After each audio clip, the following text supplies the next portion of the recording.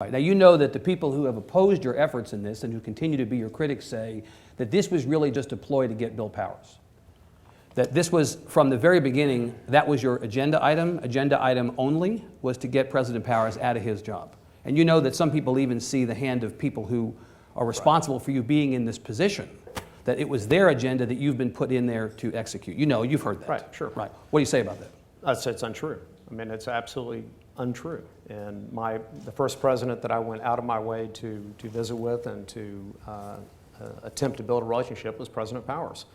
And nobody would do what I've done for, I mean, where's the motive? I mean, there's no, everything that I've done has been transparent, certainly been transparent to the politicians who've been looking, and it's certainly been transparent to the board and the chancellor. I mean, I have focused on things that are you know, operational integrity, mission integrity, and that's where my focus has been. And any day of the week, you know, President Powers had an opportunity to come to the table with us and to move forward in this. That wasn't right. my decision.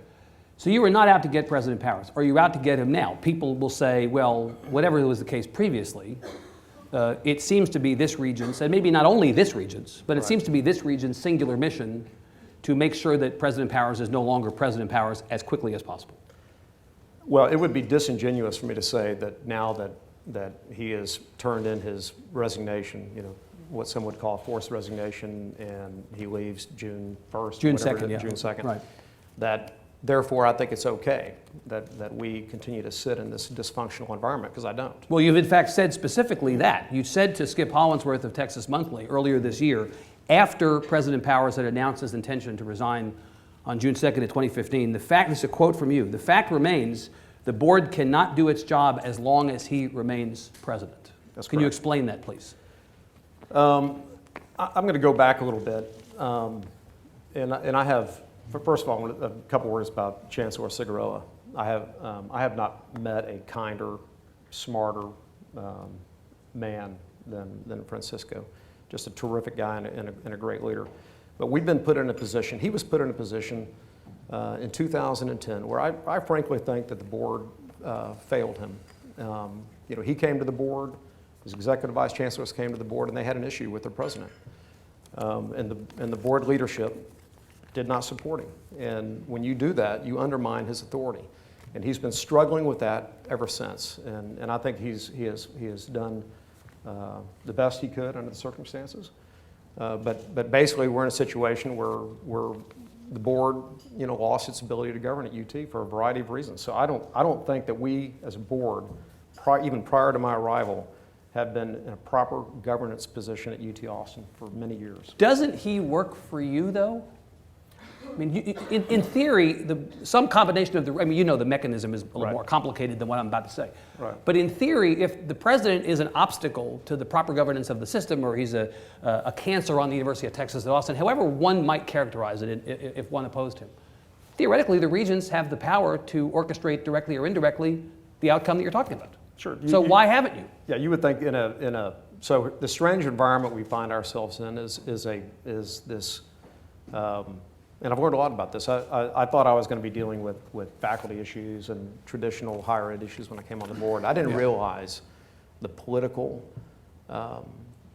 involvement in an inappropriate way in higher ed, certainly here in Texas, and I've seen it in other places.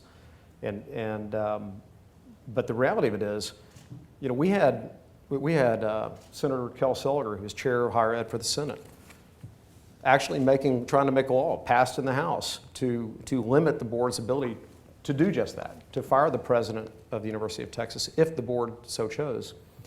And when they knew that was going to be vetoed by Governor Perry, and appropriately, I think, you know, Senator Watson came up with a new scheme.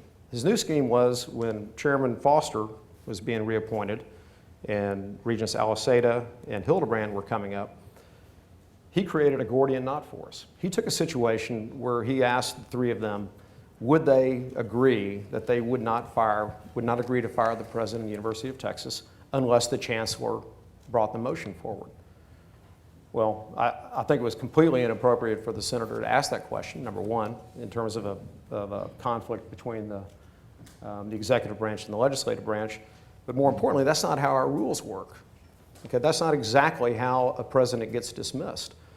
But to clean up that problem, he went one step further and he said, and will you also promise that you not change the rules to make it any easier for the board to circumvent what you just agreed to? So you believe that the legislature somehow rigged this so that even if it was the wishes of the regents to see President Powers out of his job, it was practically impossible? I'm not sure I would use the word rigged, but I would say they used every tool available to them to defend an individual and not allow the board to function as it's designed. Will he be president on June 2nd of 2015? I have no idea. Do you intend to leave him be for all practical purposes between now and then? Supporters of his say basically, well, he's agreed to resign, leave him alone, and let him ride out his last year. Others have said, honestly, this is not the end, this is the beginning, and that the next year is going to be a year full of scrutiny. The admissions investigation, which we'll talk about in a second, is coming. Right. Other things may come up, and in fact, the regents may very well continue to bang on this. He may not be president again, all the way through June 2nd. And I'm not making any predictions on what happens between now and then. I mean, obviously, we do have, the chancellor has an investigation on admissions that's ongoing. Right. I consider that to be a very serious matter in terms of our questions about our integrity. But fundamentally, nothing has changed. I mean, I never heard the chancellor, I never heard Dr. Reyes, the executive vice chancellor, I never heard anybody say that they now trust him. Right. And the issues haven't changed, the challenges facing UT So Austin haven't changed. So no guarantees. Oh. No guarantees.